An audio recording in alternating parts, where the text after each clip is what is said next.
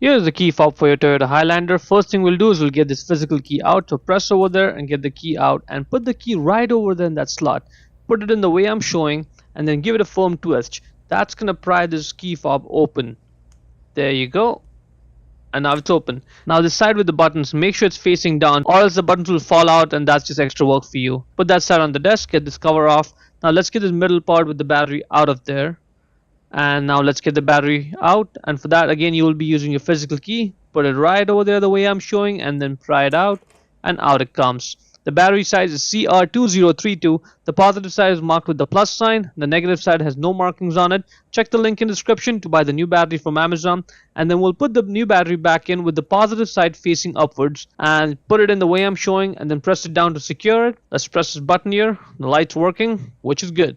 Now put it back in there the way I'm showing. It only goes on in one orientation.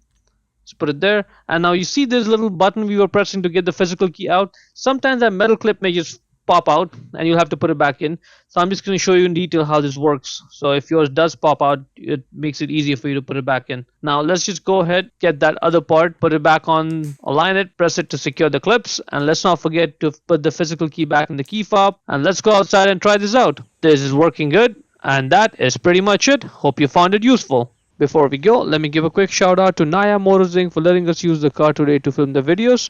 They are a used car dealer here in Ottawa, Canada. Check out the link in the description for their entire inventory.